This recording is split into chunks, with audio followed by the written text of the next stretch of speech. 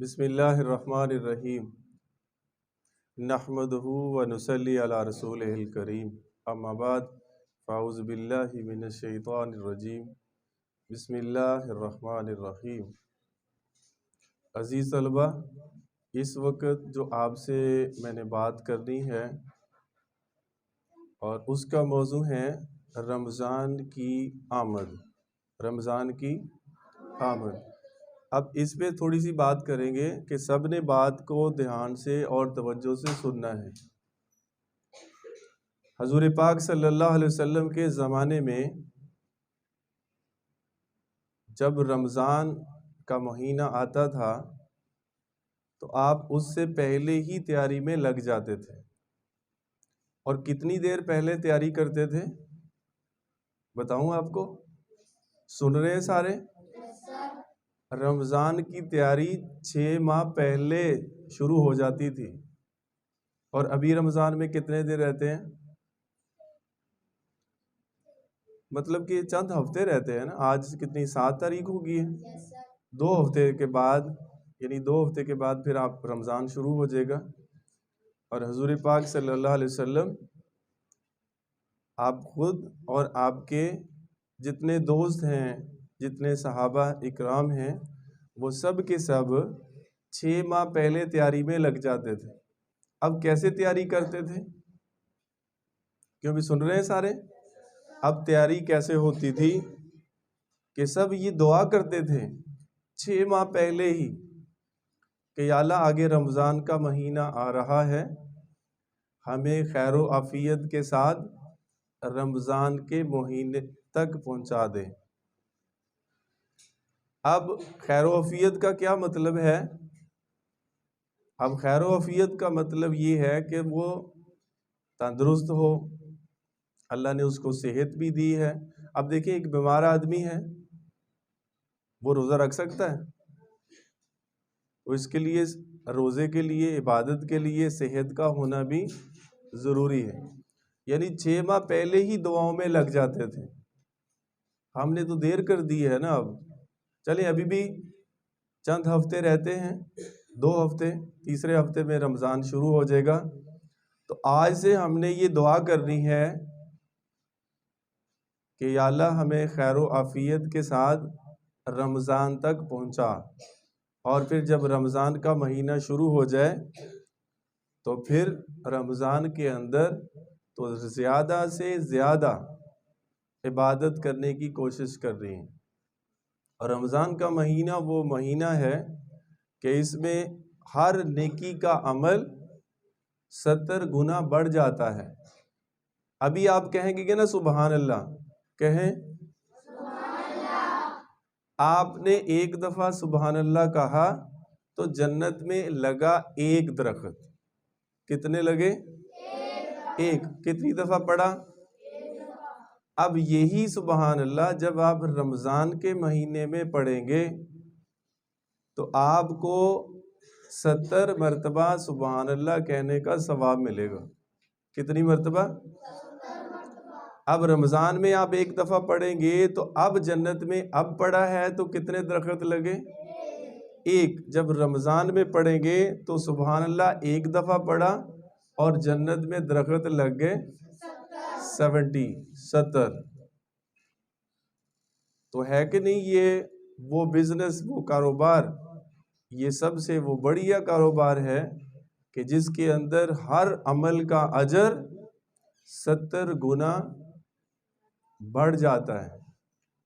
تو اس لیے، بلکہ میں یہاں پہ ایک اور بات ایڈ کر دوں کہ جو نماز کے اندر فرض ہوتے ہیں، سنتیں ہوتی ہیں اور نفل ہوتے ہیں، ایسے ہی ہے نا؟ جیسے فرض فجر کے ہیں 2 فرض ہیں اور 2 سنت ہیں، اور اسی طرح ظہر میں کتنی سنتیں ہیں؟ 4، اور ظہر کے بعد جو فرض ہوتے ہیں اس کے بعد بھی 2 ہیں، تو ٹوٹل کتنی ہوگی؟ 6۔ اور فرض 4، اور پھر بعد میں نفل کتنے ہیں؟ 2۔ تو ہر نماز کے اندر فرض بھی ہیں اور اس میں سنتیں بھی ہیں اور اس میں نفل بھی ہیں. اب فجر میں تو سنتیں اور فرض ہیں. اچھا یہاں پہ جو بات میں نے بتانی ہے سارے سن رہے ہیں؟ کیوں بھی اندر بھی آواز آ رہی ہے؟ دیکھو رمضان کے علاوہ باقی کتنے مہینے ہیں؟ 11. 11 مہینوں میں جو نفل نماز ہے وہ فرض نہیں بن سکتی. کہتے ہیں کہ 24 گھنٹے نفل پڑھتا رہے تو وہ فرض نہیں بنتا. اب آپ کہیں کہ میں نے 2 نفل پڑھے، پھر 2 پڑھے، 100 پڑھ لیے، 1000 پڑھ لیے، 1000 از ایکول 2 فرض، یا 10,000 ایکول 2 فرض از ایکول ٹو 2. یعنی کہ آپ نے 1,00,000 نفل بھی پڑھ لیے تو اس کے نفل نہیں بنتے. یہ غیر رمضان کی بات ہو رہی ہے. اور جب رمضان کا مہینہ آئے گا، حذیفہ آپ بات کو توجہ سے کیوں نہیں سن رہے؟ جب رمضان کا مہینہ آتا ہے تو اس وقت آپ 2 نفل پڑھیں گے تو وہ آپ کے 2 فرض اکاؤنٹ کیے جائیں گے. اب آپ اندازہ کر لیں. بات سمجھ میں آئی؟ جن بچوں کو سمجھ آئی ہے تو وہ ذرا کلیپنگ کر دیں. پھر اب اس کا مطلب یہ ہوا کہ سب کو سمجھ آ گئی ہے. تو یعنی یہ دیکھیں کہ رمضان کا مہینہ ایک ایسی وہ وقت ہے کہ آپ غیر رمضان کے اندر لاکھ نہیں، 1 کروڑ نہیں، 1 ارب نہیں، 1 خرب نفل بھی پڑھ لیں گے تو وہ فرض نہیں بنتا. کیوں بھی بات سمجھ رہے ہیں؟ تو جب رمضان کے مہینے کے اندر آپ 2 نفل پڑھیں گے، 2 نفل برابر 2 فرض، 4 نفل برابر. اب اندازہ کر لیں کہ جو فرض ہے اس کا ثواب کتنا ہوگا؟ وہ 70 فرضوں کے برابر ہوگا. یہ ہمارے شاہ صاحب جو ہے اللہ ان کی عمر دراز کرے، وہ یہ بیان کیا کرتے تھے جب وہ خطبہ ارشاد فرماتے تھے بیان میں یہ جمعے میں. تو وہ کہتے ہیں کہ مومن کے لیے رمضان کا مہینہ یہ نیکیاں کمانے کا سیزن ہے، نیکیاں کمانے کا. اور بہت سارے جو بچے ہیں، بڑے ہیں، وہ زیادہ تر رمضان کے مہینے میں بھی اپنا وقت جو ہے وہ موبائل فون کو دے کر اپنا وقت ضائع کریں گے. تو رمضان کے مہینے میں ہم نے اپنا وقت جو ہے نا وہ ضائع نہیں کرنا، بلکہ اپنے وقت کو کیا کرنا ہے؟ قیمتی بنانا ہے. تو ایک تو یہ بات کہ یہ میں نے اس کی اہمیت کے بارے میں بتایا تھوڑا سا. اور دوسری بات میں آپ کو بتاؤں کہ رمضان دیکھو سارے مہینے اللہ کے ہیں اور سارا نظام اللہ نے بنایا ہے اور اللہ اپنی قدرت سے اس کو چلا رہے ہیں.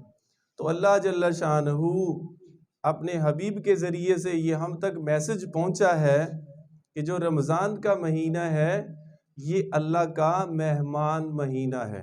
اللہ کا کیوں بھی سب کے گھروں میں مہمان آتے ہیں؟ کس کس کے گھر میں آتے ہیں؟ کیوں بھی سب کے گھروں میں آتے ہیں. تو مہمان کی کیسے خاطر تواضع کی جاتی ہے؟ کیوں بھی کیا کیا بنتا ہے؟ بتائیں گے؟ کیوں بھی کیا کیا بنتا ہے؟ 96 چو گوشت نہ لبے تو کہتے دواخریوں لے آؤ، دواخریوں نہ لبے تو کہتے گوئرے چلے جاؤ. تو گوشت لازمی لے کے آنا. کیوں؟ مہمان آئے. اب پھر پتہ نہیں کیا کیا بنتا ہے، بریانی بھی بنتی ہے، چاول بنتے ہیں، گوشت بھی بنتا ہے. اور پھر اس کے بعد وہ کیا ہوتا ہے، اس کو کیا کہتے ہیں؟ کیوں بھی عامر؟ کسٹرڈ. وہ بعد میں پھر وہ بھی آ جاتا ہے. وہ کہتے ہیں کہ یہ ہم نے رات کا بنایا ہوا ہے، اب اس کو رکھا تھا فریزر کے اندر، اب یہ وہ ہو گیا ہے. اب پھر اس کے بعد ٹھنڈا ٹھنڈا وہ مزیدار لگتا ہے. یعنی مہمانوں کا کتنا جو ہے وہ اکرام کرنے کے لیے ایڈوانس میں پلاننگ ہوتی ہے. اب تو ویسے میسج آ جاتا ہے نا، یا فون کر دیتے کہ ہم کل آپ کے پاس 12 بجے 1 بجے پہنچ جائیں گے. تو اس کا مطلب یہ ہے کہ اس سے پہلے اپنے سارے انتظام آپ کر لیں. گوشت جتوں لے آنا اتوں لے آئے ہو، جتوں جو ملتا. تو اب یہ مہمان کی خاطرداری کتنی کی جاتی ہے. اب رمضان کا جو مہینہ ہے اب یہ اللہ جل شانہ فرما رہے ہیں کہ یہ میرا مہمان ہے، یہ کہ میرا، میں یہ آپ کے پاس بھیج رہا ہوں، تو اب اس کی خاطر کرنی چاہیے، اس کا اکرام کرنا چاہیے۔ اب وہ کیسے ہوگا؟ اب پہلی بات تو یہ ہے کہ سب کو روزہ رکھنا چاہیے۔ جو زیادہ چھوٹے بچے ہیں وہ تو نہیں اس زمرے میں آتے، لیکن روزہ رکھنا چاہیے سب کو۔ اچھا، اب جو چھوٹے بچے ہیں یا جو نہیں رکھ رہے تو وہ سرے عام نہ کھائیں، وہ سرے عام۔ اب یہ میں اکرام کی بات کرنے لگا ہوں کہ جو مہمان ہے رمضان، جو اللہ کا مہمان ہے، اس کا اکرام کیسے کرنا ہے کہ کوئی بھی چیز سرے عام نہیں کھانی۔ یہ نہیں ہے کہ بازار کے اندر ہے اور جناب وہاں چپس بھی کھا رہا ہے، وہاں برگر بھی کھا رہا ہے، اور وہاں پر پاپڑ بھی کھا رہا ہے، وہاں پہ جو ہے نا وہ نمکو بھی کھا رہا ہے، وہاں پر اور جو چیزیں ہیں گول گپے بھی کھا رہا ہے ریڈی کے اوپر وہاں پر۔ اب یہ رمضان کے مہینے میں بھی پھیری لگائیں گے وہ، اور دن کے وقت لگائیں گے، حالانکہ ان کو بھی اللہ ہدایت دے کہ وہ چلیں، اگر چکر لگانا ہے انہوں نے سحری کے بعد کر لے، افطاری کے بعد کر لیں، سحری کے بعد کہہ دیا، افطاری کے بعد لگا لے چکر، لیکن وہ ڈے ٹائم میں لگائیں گے۔ تو اب ایک تو یہ ہے کہ ہم نے اگر کسی کے فرض کرے کوئی بیمار ہے تو وہ بھی چپکے سے کہاں جائے، کچن میں آرام سے جائے اور وہاں پر اپنی ضرورت کو پورا کرے اور اس کے بعد پھر واپس آ جائے۔ یہ نہیں ہے کہ سب کو بتانا ہے، بلکہ باہر تو اگر کسی نے فرض کرے بیماری کی وجہ سے یا کسی عذر کی وجہ سے روزہ نہیں رکھا تو باہر جو ہے نا وہ کوشش یہ ہو کہ اس کی جو یہ ہے اس کو کاٹ دیں، اچھا اس کی کوشش یہ ہو کہ باہر آ کر منہ اپنا ایسے ہی بنایا ہوا ہو کہ میں نے روزہ رکھا ہے۔ اب تو حالات کچھ اس طرح کے آگے، ایک تو روزہ نہیں رکھا اور دوسرا سرے عام کھا رہے ہیں، تو یہ اللہ کو سخت ناراض کرنے والی بات ہے۔ آج ہمارے ہاں کوئی مہمان جب آ جاتا ہے، ہم اس کے ساتھ اگر کوئی رف لینگویج یوز کریں تو وہ اس کے گھر والے کتنا غصہ کرتے ہیں، کتنا ناراض ہوتے ہیں کہ یار ساڈا پرونا آیا سگا تو اتنا لڑنا شروع کر دیتا، تیری ایسی کی تیسی۔ اب وہ شروع ہو جاتے ہیں۔ تو اب یہ رمضان کا جو مہینہ ہے یہ تو اللہ کا مہمان ہے، تو اب اس کا اکرام کیا ہے؟ اس کا اکرام یہ ہے کہ سرے عام اگر کسی نے بالفرض کوئی چیز نہیں کھائی، روزہ نہیں رکھا ہوا، تو وہ کوشش کرے کہ وہ سرے عام نہ کھائے۔ ابھی آج کی جو ڈسکشن ہے اس میں جو میں نے آپ سے بات کی ہے تو وہ یہی ہے کہ ایک تو رمضان کا جو مہینہ ہے یہ اللہ کا مہمان مہینہ ہے، اور اس کے بارے میں ہمیں اس کا اکرام کرنا چاہیے، روزے رکھنے چاہیے۔ اگر بالفرض کسی بیماری کی وجہ سے اگر نہیں رکھ رہے تو وہ پھر سرے عام اس کو کھانے کی اجازت نہیں ہے۔